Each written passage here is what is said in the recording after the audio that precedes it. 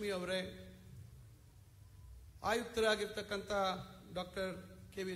ತ್ರಿಲೋಕ್ ಚಂದ್ರ ಅವರೇ, ಕಾಲೇಜು ಮತ್ತು ತಾಂತ್ರಿಕ ಶಿಕ್ಷಣ ಇಲಾಖೆಯ ಆಯುಕ್ತರಾಗಿರ್ತಕ್ಕಂಥ ಎನ್ ಮಂಜುಶ್ರೀ ಅವರೇ, ಹಾಗೂ ವೇದಿಕೆಯಲ್ಲಿ ಉಪಸ್ಥಿತರಿರ್ತಕ್ಕಂಥ ಇತರೆ ಅಧಿಕಾರಿ ವರ್ಗದ ಎಲ್ಲ ಸ್ನೇಹಿತರೆ,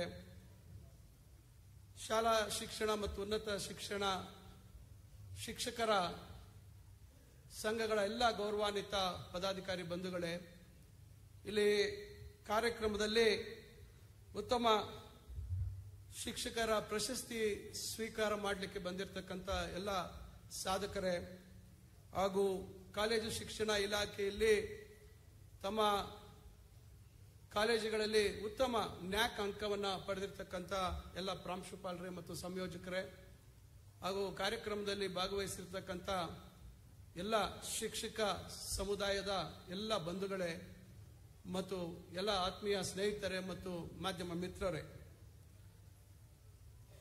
ಬಹುಶಃ ಸಮಾಜದಲ್ಲಿ ಒಂದು ದೊಡ್ಡ ಬದಲಾವಣೆ ತರತಕ್ಕಂಥ ಶಕ್ತಿ ಯಾರಿಗಾದ್ರೂ ಇದ್ರೆ ಈ ಶಿಕ್ಷಕ ಸಮುದಾಯಕ್ಕೆ ಇದೆ ಅಂತ ಹೇಳಿ ನಾವೆಲ್ಲರೂ ಬಹಳಷ್ಟು ಬಾರಿ ನಾವು ಅದನ್ನ ಹೇಳ್ತಕ್ಕಂಥದ್ದು ನೋಡ್ತೇವೆ. ಸಮಾಜದಲ್ಲಿ ಒಂದು ದೊಡ್ಡ ಬದಲಾವಣೆಯ ಗಾಳಿಯನ್ನು ತರ್ತಕ್ಕಂಥ ಶಕ್ತಿ ಮತ್ತು ಸಾಧಕರು ಯಾರು ಇವತ್ತು ಸಮಾಜದಲ್ಲಿದ್ದಾರೆ, ಅವ್ರ ಹಿಂದೆ ದೊಡ್ಡ ಶಕ್ತಿಯಾಗಿ ನಿಂತಿರ್ತಕ್ಕಂಥದ್ದು ಶಿಕ್ಷಣ ಮತ್ತು ಶಿಕ್ಷಕರು. ಪ್ರಾಥಮಿಕ ಶಿಕ್ಷಣದಿಂದ ಹಿಡಿದು ಉನ್ನತ ಶಿಕ್ಷಣದವರೆಗೆ ಇವತ್ತು ಯಾವ ರೀತಿ ಬದಲಾವಣೆಗಳನ್ನ ನಾವು ಸಮಾಜದಲ್ಲಿ ತರಲಿಕ್ಕೆ ನಮ್ಮದೇ ಆದಂತ ಕೊಡುಗೆಯನ್ನ ಕೊಟ್ಟಿದ್ದೀವಿ ಶಿಕ್ಷಕರು ಅಂತಕ್ಕಂಥದ್ದು ಇವತ್ತು ನಾವೆಲ್ಲ ಅದನ್ನ ಕೊಂಡಾಡ್ತಕ್ಕಂಥದ್ದು. ನಾನು ಸಹ ಸುಮಾರು 10 ವರ್ಷ ಒಬ್ಬ ಶಿಕ್ಷಕನಾಗಿ ಕೆಲಸ ಮಾಡಿರ್ತಕ್ಕಂಥ ಅನುಭವ, ಅದರ ಪ್ರಾಮುಖ್ಯತೆ ಏನು ಅಂತಕ್ಕಂಥದ್ದು ನನಗೆ ಗೊತ್ತಿದೆ. ಯಾವ ರೀತಿ ನಾವು ಸಮಾಜದ ಬದಲಾವಣೆಗೆ ನಾವು ಕಾರಣೀಭೂತರ ಆಗ್ಬೋದು ಅಂತಕ್ಕಂಥದ್ದು ಅದರ ಅರಿವು ನನಗಿದೆ. ಇವತ್ತು ಮಾನ್ಯ ಮುಖ್ಯಮಂತ್ರಿಗಳು ನನಗೆ ಉನ್ನತ ಶಿಕ್ಷಣ ಇಲಾಖೆಯ ಜವಾಬ್ದಾರಿಯನ್ನು ಕೊಟ್ಟಿರ್ತಕ್ಕಂಥದ್ರಿಂದ ನಾವು ಹಲವಾರು ಬದಲಾವಣೆಗಳನ್ನು ತರ್ತಕ್ಕಂಥ ಪ್ರಯತ್ನ. ಇವತ್ತು ಸರ್ವೇಪಲ್ಲಿ ರಾಧಾಕೃಷ್ಣ ಅವರು ಹಾಕೊಟ್ಟಿರ್ತಕ್ಕಂಥ ದಾರಿ, ಇವತ್ತು ಸಾವಿತ್ರಿಬಾಯಿ ಫೂಲೆ, ಇವತ್ತು ಇವರೆಲ್ಲರನ್ನ ನಾವು ನೆರೆಸ್ಕೊಳ್ತಕ್ಕಂಥದ್ದು ಎಷ್ಟು ಅವಶ್ಯಕ ಅಂತಕ್ಕಂಥದ್ದನ್ನ ಇವತ್ತು ನಾವೆಲ್ಲ ನಿರಂತರವಾಗಿ ಪ್ರತಿ ವರ್ಷ ಈ ಶಿಕ್ಷಕರ ದಿನಾಚರಣೆ ಸಂದರ್ಭದಲ್ಲಿ ನಾವು ಅವರನ್ನ ನೆನೆಸಿ ಅವರ ಕೊಡುಗೆಯನ್ನ ಸ್ಮರಿಸ್ತಕ್ಕಂಥ ಒಂದು ಸಂದರ್ಭ. ಬಂಧುಗಳೇ, ಇವತ್ತು ಏನಾದರೂ ನಾವು ಭವಿಷ್ಯತ್ತಿನ ಭವ್ಯ ಭಾರತವನ್ನ ನಿರ್ಮಾಣ ಮಾಡಬೇಕಾದ್ರೆ ಇವತ್ತು ಶಿಕ್ಷಕರ ಪಾತ್ರ ಎಷ್ಟು ಅವಶ್ಯಕ ಅಂತಕ್ಕಂಥದ್ದನ್ನ ನಾವೆಲ್ಲರೂ ಮನಗಂಡಿದ್ದೀವಿ. ಆದರೆ ನಿರಂತರವಾಗಿ ಇವತ್ತು ಶಿಕ್ಷಣ ಕ್ಷೇತ್ರದಲ್ಲಿ ಆಗ್ತಾ ಇರ್ತಕ್ಕಂಥ ಬದಲಾವಣೆಗೆ ಅನುಗುಣವಾಗಿ ನಾವು ಆಗಿಂದಾಗೆ ನಾವು ನಮ್ಮ ವ್ಯವಸ್ಥೆಗಳಲ್ಲಿ, ನಮ್ಮ ಆಡಳಿತದಲ್ಲಿ ಮತ್ತು ನಮ್ಮ ಬೋಧನಾ ವ್ಯವಸ್ಥೆಗಳಲ್ಲಿ ಮತ್ತು ಪಠ್ಯಗಳಲ್ಲಿ ಬದಲಾವಣೆಗಳನ್ನು ತರ್ತಕ್ಕಂಥದ್ದು ಬಹಳ ಅವಶ್ಯಕವಾಗಿರ್ತಕ್ಕಂಥದ್ದು. ಅದು ಶಾಲಾ ಶಿಕ್ಷಣ ಇರ್ಬೋದು, ಉನ್ನತ ಶಿಕ್ಷಣ ಇರ್ಬೋದು. ಇವತ್ತಿಗಾಗಲೇ ನಾವು ಮಾತಾಡ್ತಾ ಇದ್ವಿ ದ್ವಿಭಾಷಾ ಪದ್ಧತಿ ಅಂತ ಹೇಳಿ. ಇವತ್ತು ಪೋಷಕರ ಬೇಡಿಕೆ, ಪೋಷಕರ ಕನಸುಗಳು ಏನಿದೆ ಅಂತಕ್ಕಂಥದ್ದನ್ನು ನಾವು ಇಲಾಖೆಯಲ್ಲಿ ಅರ್ಥ ಮಾಡ್ಕೋಬೇಕಾಗುತ್ತೆ. ನಾವು ಒಂದು ಕಡೆ ಭಾಷೆಯ ಮೇಲೆ ನಮಗೆ ಇರ್ತಕ್ಕಂಥ ಅಭಿಮಾನದ ಜೊತೆಗೆ ಮಕ್ಕಳ ಭವಿಷ್ಯತ್ತನ್ನ ರೂಪುಗೊಳಿಸಲಿಕ್ಕೆ ಇವತ್ತು ಒಂದು ಸ್ಪರ್ಧಾತ್ಮಕ ಒಂದು ವ್ಯವಸ್ಥೆ, ಒಂದು ಪ್ರಪಂಚದಲ್ಲಿ ಅದರ ಅವಶ್ಯಕತೆ ಎಷ್ಟಿದೆ ಅಂತಕ್ಕಂಥದ್ದನ್ನು ಅರ್ಥಕೊಂಡು ಆ ಬದಲಾವಣೆಗಳನ್ನ ಸರ್ಕಾರಗಳು ಮಾಡ್ಕೊಳ್ತಕ್ಕಂಥದ್ದು ಬಹಳ ಮುಖ್ಯ ಅಂತಕ್ಕಂಥ ಮಾತನ್ನ ಈ ಸಂದರ್ಭದಲ್ಲಿ ನಾನು ಹೇಳಲಿಕ್ಕೆ ಬಯಸ್ತಾ, ನಾನು ಈ ಜವಾಬ್ದಾರಿಯನ್ನು ವಹಿಸಿಕೊಂಡ ಮೇಲೆ ಹಲವಾರು ನಾವು ಸುಧಾರಣಾ ಕ್ರಮಗಳನ್ನ ಕೈಗೊಂಡಿದ್ದೀವಿ. ಮುಖ್ಯವಾಗಿ ತಮಗೆ ಗೊತ್ತಿದೆ, ದೊಡ್ಡ ಮಟ್ಟದಲ್ಲಿ ನಮ್ಮ ಉನ್ನತ ಶಿಕ್ಷಣ ಇಲಾಖೆಯಲ್ಲಿ ಅತಿಥಿ ಉಪನ್ಯಾಸಕರನ್ನ ಬಳಸಿಕೊಂಡು ನಾವು ಇವತ್ತು ಗುಣಮಟ್ಟದ ಶಿಕ್ಷಣ ಕೊಡ್ತಕ್ಕಂಥ ಒಂದು ಪ್ರಯತ್ನವನ್ನು ನಾವು ಮಾಡ್ತಾ ಇದ್ದೇವೆ. ಇವತ್ತು ನಾವು ದಿನಪತ್ರಿಕೆಯಲ್ಲಿ ನೋಡ್ತಾ ಇದ್ದೇವೆ, ಇನ್ನ ಇದುವರೆಗೂ ಅತಿಥಿ ಉಪನ್ಯಾಸಕರ ನೇಮಕ ಆಗಿಲ್ಲ ಉನ್ನತ ಶಿಕ್ಷಣ ಇಲಾಖೆಯಲ್ಲಿ, ಶೈಕ್ಷಣಿಕ ಒಂದು ಪ್ರಗತಿಗೆ ತೊಂದರೆ ಆಗ್ತಾ ಇದೆ ಅಂತಕ್ಕಂಥದ್ದನ್ನ ದಿನಪತ್ರಿಕೆಗಳಲ್ಲಿ ನಾವು ನೋಡ್ತಾ ಇದ್ದೇವೆ. ಕಾರಣ ತಮಗೆ ಗೊತ್ತಿದೆ, ಇವತ್ತು ನ್ಯಾಯಾಲಯದಲ್ಲಿ ಯುಜಿಸಿಯ ನಿಯಮಗಳ ಅಡಿಯಲ್ಲಿ ಯಾರು ಅರ್ಹತೆಯನ್ನು ಹೊಂದಿದ್ದಾರೆ, ಯಾರು ಯುಜಿಸಿಯ ನಿಯಮಗಳ ಅಡಿಯಲ್ಲಿ ಅರ್ಹತೆ ಹೊಂದದೇ ಇರ್ತಕ್ಕಂಥವ್ರು, ಈ ಎರಡು ವಿಚಾರಗಳ ಬಗ್ಗೆ ಇವತ್ತು ನ್ಯಾಯಾಲಯದ ಮುಂದೆ ಇರ್ತಕ್ಕಂಥ ಒಂದು ಸಮಸ್ಯೆ ಇವತ್ತು ನಮ್ಮನ್ನು ಕಾಡ್ತಾ ಇದೆ. ನಾವು ಇದೇ ಅತಿಥಿ ಉಪನ್ಯಾಸಕರು ಸುಮಾರು 15-20 ವರ್ಷಗಳು ಅವರು ಅರ್ಹತೆ ಇಲ್ಲ ಅಂತ ಹೇಳಿ ಇವತ್ತು ಯಾರು ಹೇಳ್ತಾ ಇದ್ದೇವೆ, ಅವರನ್ನ ನಾವು ಬಳಸಿಕೊಂಡು ಇದುವರೆಗೂ ನಾವು ನಮ್ಮ ಪ್ರಯಾಣವನ್ನು ನಾವು ಮಾಡಿದ್ದೇವೆ. ಈಗ ಕಾನೂನಿನ ಚೌಕಟ್ಟಿನಲ್ಲಿ ಕಾನೂನಿಗೆ ಗೌರವ ಕೊಡ್ತಕ್ಕಂಥದ್ದು ನಮ್ಮೆಲ್ಲರ ಕರ್ತವ್ಯ. ಆದರೆ ಮಾನವೀಯತೆಯ ನೆಲೆಗಟ್ಟನ್ನು ಕೂಡ ನಾವು ಒಂದು ಬಾರಿ ಯೋಚನೆ ಮಾಡಬೇಕಾಗುತ್ತೆ. ಇವೆಲ್ಲದರ ನಡುವೆ ಇವತ್ತು ನಾವು ಸಿಕ್ಕಾಕೊಂಡಿರ್ತಕ್ಕಂಥದ್ರು. ಈಗ ಬಹುಶಃ ನಿನ್ನೆ ಅಂತಿಮವಾಗಿ ವಾದ ವಿವಾದ ಆಗಿದೆ. ಬಹುಶಃ ಸೋಮವಾರ ಅಧಿಕೃತವಾಗಿ ಒಂದು ನ್ಯಾಯಾಲಯದಲ್ಲಿ ತೀರ್ಪು ಬರ್ತದೆ. ಆ ತೀರ್ಪಿನ ಅಡಿಯಲ್ಲಿ ನಾವು ತಕ್ಷಣ ಅತಿಥಿ ಉಪನ್ಯಾಸಕರ ನೇಮಕಾತಿ ಪ್ರಕ್ರಿಯೆಗಳನ್ನು ಪ್ರಾರಂಭ ಮಾಡತಕ್ಕಂಥದ್ದಕ್ಕೆ ಸಜ್ಜಾಗಿದ್ದೇವೆ. ಅತಿಥಿ ಉಪನ್ಯಾಸಕರ ಹಲವಾರು ಬೇಡಿಕೆಗಳನ್ನ ಮಾನ್ಯ ಮುಖ್ಯಮಂತ್ರಿಗಳು ಹಿಂದೆ ವಿರೋಧ ಪಕ್ಷದ ನಾಯಕರಾಗಿದ್ದಂಥ ಸಂದರ್ಭದಲ್ಲಿ ಅತಿಥಿ ಉಪನ್ಯಾಸಕರ ಬಗ್ಗೆ ಬಹಳಷ್ಟು ಅವರ ಒಂದು ಕಷ್ಟ ಸುಖಗಳು ಮತ್ತು ಅವರ ಸಮಸ್ಯೆಗಳನ್ನ ಆಲಿಸಿರ್ತಕ್ಕಂಥದ್ರ ಪರಿಣಾಮ ಕಳೆದ ವರ್ಷ ಜನವರಿಯಲ್ಲಿ ಒಂದು ಒಳ್ಳೆ ಹಲವಾರು ಸಮಸ್ಯೆಗಳಿಗೆ ಪರಿಹಾರವನ್ನು ಕೊಡ್ತಕ್ಕಂಥ ಒಂದು ಪ್ರಯತ್ನವನ್ನ ಮಾನ್ಯ ಮುಖ್ಯಮಂತ್ರಿಗಳು ಮಾಡಿರ್ತಕ್ಕಂಥದ್ದು ಗೊತ್ತಿದೆ. ಒಂದೆರಡು ವಿಚಾರ ಹಾಗೆ ಉಳಿದಿತ್ತು. ತಮಗೆ ಗೊತ್ತಿದೆ, ನಿಧನ ಇವತ್ತು 60 ವರ್ಷ ಸೇವೆ ಮಾಡಿ ಏನು ಅವರು ನಿವೃತ್ತಿ ಹೊಂದತಕ್ಕಂಥ ಅವರಿಗೆ ಯಾವುದೇ ರೀತಿ ಒಂದು ಹಣಕಾಸಿನ ಒಂದು ಸಹಾಯ ಇರಲಿಲ್ಲ. ಅದಕ್ಕೆ ಇಡುಗಂಟು ಕೊಡಬೇಕು ಅಂತಕ್ಕಂಥ ಬೇಡಿಕೆ ಇತ್ತು. ಅದನ್ನ ಮಾನ್ಯ ಮುಖ್ಯಮಂತ್ರಿಗಳು ಒಪ್ಪಿದ್ರು. ನಂತರ ನಮ್ಮ ಮುಂದೆ ಸಮಸ್ಯೆ ಬಂತು. ಕೆಲವರು 10 ವರ್ಷಕ್ಕಿಂತ ಹೆಚ್ಚು ಸೇವೆ ಮಾಡಿ ಆಕಸ್ಮಿಕವಾಗಿ ಮರಣ ಹೊಂದಂತವರು ಕೂಡ ಏನಾದ್ರೂ ಸಹಾಯ ಮಾಡಬೇಕು ಅಂತಕ್ಕಂಥದ್ದು. ಅದನ್ನು ಸಹ ಮಾನ್ಯ ಮುಖ್ಯಮಂತ್ರಿಗಳು ಏನು ನಿವೃತ್ತಿ ಹೊಂದಿದಾಗ ಕೊಡ್ತೀವಿ 5 ಲಕ್ಷ ಇಡುಗಂಟು, ಅದೇ ರೀತಿ 10 ವರ್ಷ ಸೇವೆ ಮಾಡಿ ಏನಾದ್ರೂ ಕಾರಣಾಂತರದಿಂದ ತೀರ್ಕೊಂಡವರಿಗೆ 5 ಲಕ್ಷ ಕೊಡ್ತಕ್ಕಂಥದ್ದನ್ನು ಕೂಡ ನಮ್ಮ ಸರ್ಕಾರ ಈಗ ಅನುಮೋದನೆ ಮಾಡಿದೆ ಅಂತಕ್ಕಂಥದ್ದು ತಮ್ಮ ಗಮನಕ್ಕೆ ತರಲಿಕ್ಕೆ ಬಯಸ್ತೇನೆ. ಈ ರೀತಿ ನಿರಂತರವಾಗಿ ಅತಿಥಿ ಉಪನ್ಯಾಸಕರ ಸಮಸ್ಯೆಗಳನ್ನು ಆಲಿಸ್ತಕ್ಕಂಥದ್ರ ಜೊತೆಗೆ ತಮಗೆ ಗೊತ್ತಿದೆ, ಕಳೆದ ವರ್ಷದ ಶಿಕ್ಷಕರ ದಿನಾಚರಣೆಯ ಅಂಗವಾಗಿ ನಾವು ಗೆಜೆಟ್ ನೋಟಿಫಿಕೇಶನ್ ಮಾಡಿದ್ವಿ. ಏನು 1242 ಸಹಾಯಕ ಪ್ರಾಧ್ಯಾಪಕರ ಒಂದು ಉದ್ಯೋಗಕ್ಕೆ ಒಂದು ಏನು ಹಿಂದೆ ನಾವು ಎಲ್ಲ ಪ್ರಕ್ರಿಯೆಗಳನ್ನ ಮಾಡಿ ಅವರಿಗೆ ನೇಮಕಾತಿ ಆದೇಶ ಕೊಡ್ತಕ್ಕಂಥದ್ದಕ್ಕೆ ಒಂದು ಗೆಜೆಟ್ ನೋಟಿಫಿಕೇಶನ್ ಕಳೆದ ವರ್ಷ ಮಾಡಿದ್ವಿ. ಒಂದೇ ಒಂದು ತಿಂಗಳಲ್ಲಿ ನಾವು ಆ ಎಲ್ಲಾ ಪ್ರಕ್ರಿಯೆಗಳು ಡಾಕ್ಯುಮೆಂಟ್ ವೆರಿಫಿಕೇಶನ್ ಮತ್ತೊಂದು ಇವೆಲ್ಲವನ್ನ ದಾಖಲಾತಿಗಳ ಪರಿಶೀಲನೆಯನ್ನ ಮಾಡಿ ಬಹುಶಃ ದಾಖಲೆ ಅಂತ ಕಾಣ್ತದೆ. ಇಲ್ಲಿ ಬಹಳಷ್ಟು ಜನ ಹಳಬರಿದ್ದೀರಿ. ಬೆಳಗ್ಗೆ ಪ್ರಾರಂಭ ಮಾಡಿದ್ವಿ, ಕೌನ್ಸಿಲಿಂಗ್ ಪ್ರಾರಂಭ ಮಾಡಿ ರಾತ್ರಿಗೆ ಕೌನ್ಸಿಲಿಂಗ್ ಮುಗಿಸಿ ರಾತ್ರಿನೇ ಅವರಿಗೆ ನೇಮಕಾತಿ ಆದೇಶ ಬಹುಶಃ ಚರಿತ್ರೆಯಲ್ಲೇ ಯಾರು ಕೊಟ್ಟಿರ್ಲಿಕ್ಕೆ ಸಾಧ್ಯ ಇಲ್ಲ. ಆ ಒಂದು ಪ್ರಕ್ರಿಯೆಯನ್ನು ನಾವು ಕಳೆದ ವರ್ಷ ನಾವು ನವೆಂಬರ್ ತಿಂಗಳಲ್ಲಿ ಮಾಡಿರ್ತಕ್ಕಂಥದ್ದಿದೆ. ಅಲ್ಲಿ ನಮಗೆ ಕಲ್ಯಾಣ ಕರ್ನಾಟಕದ ಭಾಗದ ಕೆಲವು ಸಮಸ್ಯೆಗಳಿತ್ತು.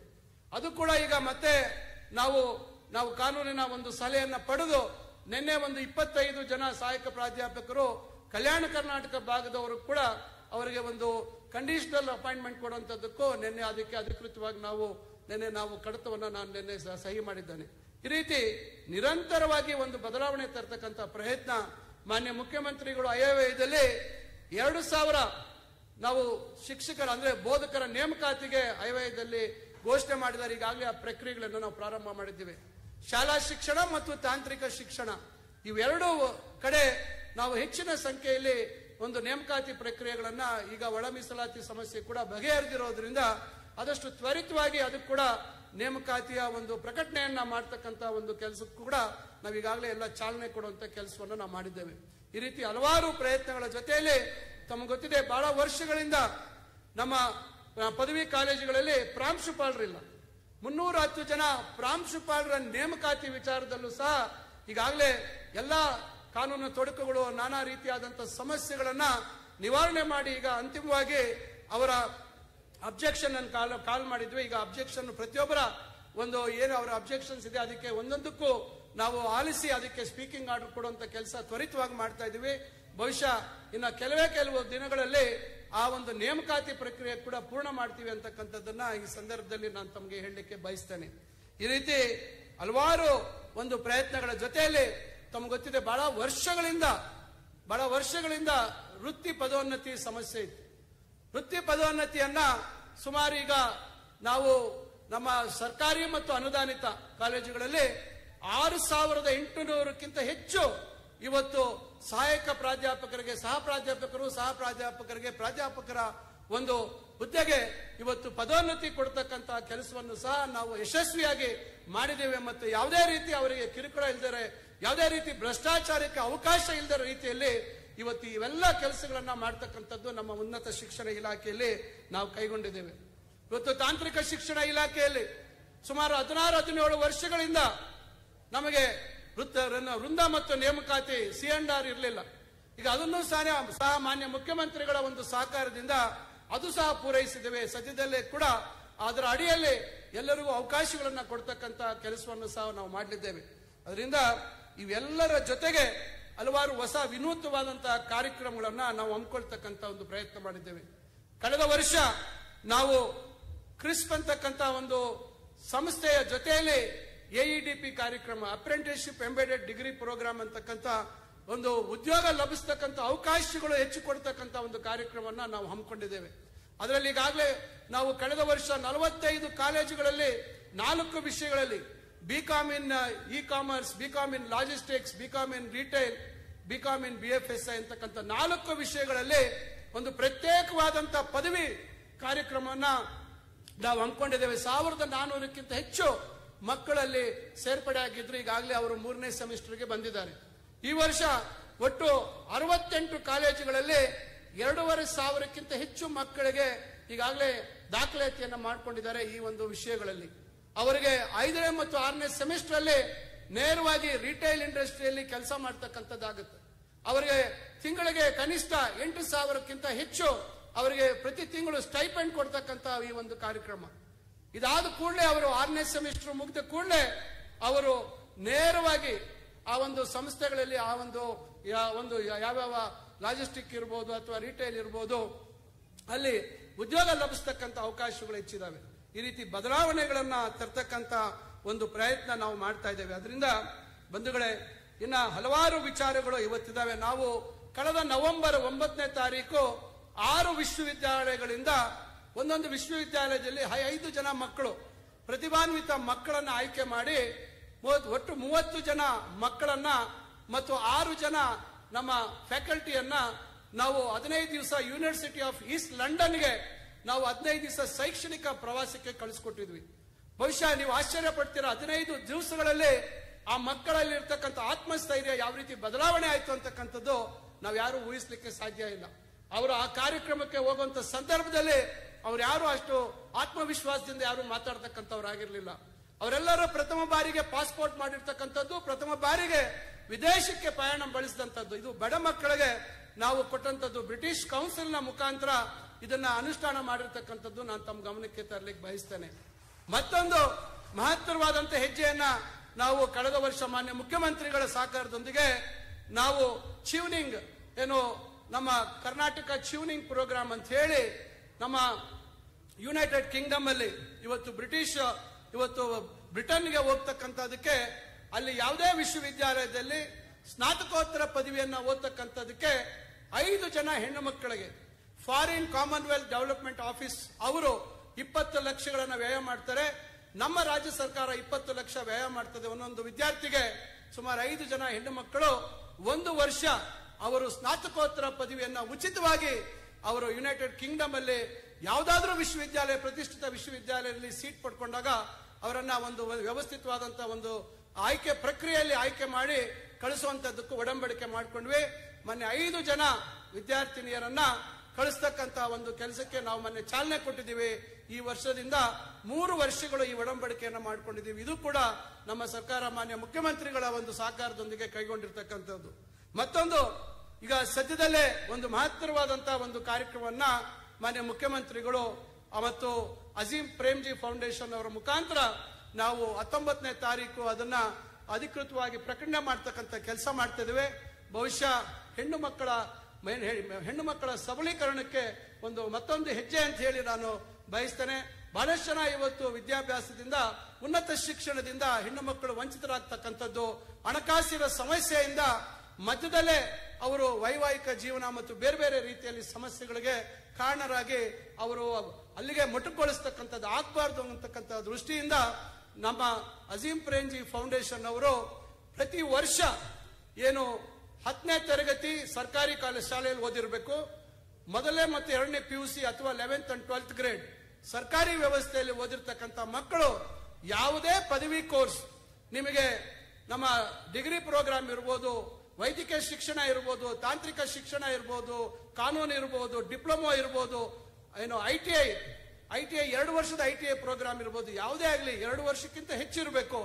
ಅವರಿಗೆ ಪ್ರತಿ ವರ್ಷ ಸುಮಾರು 36,000ಕ್ಕಿಂತ ಹೆಚ್ಚು ಜನ ಹೆಣ್ಣು ಮಕ್ಕಳಿಗೆ ಪ್ರತಿ ವರ್ಷ ಅವರಿಗೆ 30,000 ರೂಪಾಯಿ ಅವರಿಗೆ ಸ್ಕಾಲರ್ಶಿಪ್ ಕೊಡ್ತಕ್ಕಂಥ ಕಾರ್ಯಕ್ರಮ ನಾವು ಸದ್ಯದಲ್ಲೇ ಅದನ್ನ ಅಧಿಕೃತವಾಗಿ ನಾವು ಅದಕ್ಕೆ ಚಾಲನೆ ಕೊಡ್ತಕ್ಕಂಥ ಕೆಲಸವನ್ನು ಸಹ ಇವತ್ತು ನಾವು ಮಾಡಲಿದ್ದೇವೆ. ವರ್ಷಕ್ಕೆ ಸುಮಾರು 110ಕ್ಕಿಂತ ಹೆಚ್ಚು ಕೋಟಿ ರೂಪಾಯಿ ಅಜೀಂ ಪ್ರೇಮ್ಜಿ ಫೌಂಡೇಶನ್ ಅವರು ನಮಗೆ ಕೊಡ್ಲಿಕ್ಕೆ ಮಕ್ಕಳಿಗೆ ಏನು ಪ್ರೋತ್ಸಾಹ, ಹೆಣ್ಮಕ್ಕಳಿಗೆ ಪ್ರೋತ್ಸಾಹ ಕೊಡ್ತಕ್ಕಂಥ ಕಾರ್ಯಕ್ರಮವನ್ನು ಹಮ್ಮಿಕೊಳ್ತಕ್ಕಂಥ ಕೆಲಸ ಆಗ್ತಿದೆ. ಈ ರೀತಿ ಹಲವಾರು ಕಾರ್ಯಕ್ರಮಗಳ ಜೊತೆಗೆ ತಮಗೆ ಗೊತ್ತಿದೆ, ನಮ್ಮ ಸರ್ಕಾರ ಬಂದ ಕೂಡಲೇ ನಾವು ರಾಷ್ಟ್ರೀಯ ಶಿಕ್ಷಣ ನೀತಿಯಿಂದ ಹೊರಗೆ ಬರಬೇಕು, ನಮ್ಮದೇ ಆದಂತ ರಾಜ್ಯ ಶಿಕ್ಷಣ ನೀತಿಯನ್ನ ನಾವು ಜಾರಿಗೆ ತರಬೇಕು ಅಂತಕ್ಕಂಥ ದೃಷ್ಟಿಯಲ್ಲಿ ನಾವೊಂದು ಆಯೋಗವನ್ನ ರಚನೆ ಮಾಡಿದ್ವಿ. ಅವರು ಇತ್ತೀಚೆಗೆ ಕೆಲವು ದಿನಗಳ ಹಿಂದೆ ಮಾನ್ಯ ಮುಖ್ಯಮಂತ್ರಿಗಳಿಗೆ ಅವರ ವರದಿಯನ್ನ ಕೊಟ್ಟಿದ್ದಾರೆ. ಸಂಬಂಧಪಟ್ಟಂತ ಶಾಲಾ ಶಿಕ್ಷಣ ಮತ್ತು ಉನ್ನತ ಶಿಕ್ಷಣ ಇಲಾಖೆಯಲ್ಲಿ ಅದನ್ನ ಸಂಪೂರ್ಣವಾಗಿ ಅಧ್ಯಯನ ಮಾಡಿ ಮುಂದಿನ ದಿನಗಳಲ್ಲಿ ಅದನ್ನ ಸಂಪುಟದ ಮುಂದೆ ತಂದು ನಿರ್ದಿಷ್ಟವಾದಂತಹ ತೀರ್ಮಾನವನ್ನ ನಮ್ಮ ರಾಜ್ಯ ಸರ್ಕಾರ ಮಾಡಲಿದೆ. ಈ ರೀತಿ ಬದಲಾವಣೆಗಳನ್ನ ತರ್ತಕ್ಕಂಥ ಪ್ರಯತ್ನದ ಜೊತೆಗೆ ನಾವು ಮತ್ತೊಂದು ಮಹತ್ತರವಾದಂತ ಹೆಜ್ಜೆ, ಮಾನ್ಯ ಮುಖ್ಯಮಂತ್ರಿಗಳು ನಮಗೆ 2,500 ಕೋಟಿ ರೂಪಾಯಿಯನ್ನ ನಮ್ಮ ಇಲಾಖೆಯಲ್ಲಿ ನಮ್ಮ ಏಷ್ಯನ್ ಡೆವಲಪ್ಮೆಂಟ್ ಬ್ಯಾಂಕ್ ಮುಖಾಂತರ ಒಂದು ಟ್ರಾನ್ಸ್ಫಾರ್ಮೇಶನ್ ಆಫ್ ಹೈಯರ್ ಎಜುಕೇಶನ್ ಅಂತಕ್ಕಂಥ ಹೆಸರಿನ ಅಡಿಯಲ್ಲಿ ಒಂದು ಮಹತ್ತರವಾದಂತ ಹೆಜ್ಜೆಯನ್ನು ಇಡ್ತಕ್ಕಂಥ ಒಂದು ಪ್ರಯತ್ನ ಮಾಡ್ತಾ ಇದ್ದೀವಿ. ಈಗಾಗಲೇ ADB ಅವರ ನಿರಂತರವಾದಂತಹ ಅವರ ಜೊತೆಯಲ್ಲಿ ಚರ್ಚೆಗಳು ಮತ್ತು ಸ್ಥಳೀಯವಾಗಿ ಕಾಲೇಜುಗಳಿಗೆ ಅವರು ಭೇಟಿ ಕೊಟ್ಟು ಹಲವಾರು ವಿಷಯಗಳ ಬಗ್ಗೆ ಚರ್ಚೆ ಮಾಡಿದಿವೆ. ಇದರಲ್ಲಿ 40 ಪದವಿ ಕಾಲೇಜುಗಳನ್ನ ಮಾಡೆಲ್ ಕಾಲೇಜಸ್ ಆಗಿ ಪರಿವರ್ತನೆ ಮಾಡಬೇಕು ಅಂತಕ್ಕಂಥದ್ದು ಒಂದು, ಸುಮಾರು 10-11 ಪಾಲಿಟೆಕ್ನಿಕ್ ಅನ್ನ ಮಾಡೆಲ್ ಪಾಲಿಟೆಕ್ನಿಕ್ಸ್ ಆಗಿ ಮಾಡಬೇಕು ಅಂತಕ್ಕಂಥದ್ದು ಒಂದು. ಇದ್ರ ಜೊತೆಯಲ್ಲಿ ನಾವು 9 ಸೆಂಟರ್ಸ್ ಆಫ್ ಎಕ್ಸಲೆನ್ಸ್ ಮಾಡಬೇಕು ಅಂತಕ್ಕಂಥ ಉದ್ದೇಶ. ಇತ್ತೀಚೆಗೆ ನಾನು ಮತ್ತು ನಮ್ಮ ಕೌಶಲ್ಯಾಭಿವೃದ್ಧಿ ಸಚಿವರು ಮಾನ್ಯ ಮುಖ್ಯಮಂತ್ರಿಗಳ ಸೂಚನೆ ಮೇರೆಗೆ ನಾವು ಭುವನೇಶ್ವರಲ್ಲಿ ಇರ್ತಕ್ಕಂಥ ವರ್ಲ್ಡ್ ಸ್ಕಿಲ್ ಸೆಂಟರ್ ಮತ್ತು ಅಲ್ಲಿ CTTC ಇವೆಲ್ಲ ನೋಡ್ಕೊಂಡು ಬರ್ತಕ್ಕಂಥ ಕೆಲಸ ಮಾಡಿದ್ದೇವೆ. ನಮ್ಮ ಉದ್ದೇಶ ಇಷ್ಟೇ, ನಮ್ಮ ಏನು ಪದವಿಯ ಅವಧಿ ಒಳಗೆ ಏನಿವತ್ತು ಇಂಜಿನಿಯರಿಂಗ್ ಇರ್ಬೋದು, ಈಗ ನಾನ್ ಟೆಕ್ನಿಕಲ್ ಕೋರ್ಸಸ್ ಇರ್ಬೋದು, 3 ವರ್ಷ ಅಥವಾ 4 ವರ್ಷದ ಅವಧಿ ಒಳಗೆ ಅವರು ಕೌಶಲ್ಯದ ತರಬೇತಿಯನ್ನ ಕೊಡಬೇಕು ಅಂತಕ್ಕಂಥದ್ದು ನಮ್ಮ ಚಿಂತನೆ. ಅವರು ಪದವಿಯನ್ನ ಮುಗಿಸಿ ಹೊರಗೆ ಬಂದರೆ ಆತ್ಮವಿಶ್ವಾಸದಿಂದ ಉದ್ಯೋಗ ಲಭಿಸ್ತಕ್ಕಂಥ ಅವಕಾಶಗಳು ಹೆಚ್ಚು ಮಾಡಬೇಕು ಅಂತಕ್ಕಂಥದ್ದು ನಮ್ಮ ಉದ್ದೇಶ. ಅದರಿಂದ ಪ್ರಾರಂಭದಲ್ಲಿ ಇವತ್ತು 9 ಸೆಂಟರ್ ಆಫ್ ಎಕ್ಸಲೆನ್ಸ್ ಮಾಡಬೇಕು ಅಂತಕ್ಕಂಥ ತೀರ್ಮಾನ ಬಹುಶಃ ದೇಶದಲ್ಲೇ ಯಾವುದೇ ಸರ್ಕಾರ ಈ ರೀತಿಯಾದಂತಹ ಆಲೋಚನೆಗಳು ಮಾಡಿಲ್ಲ.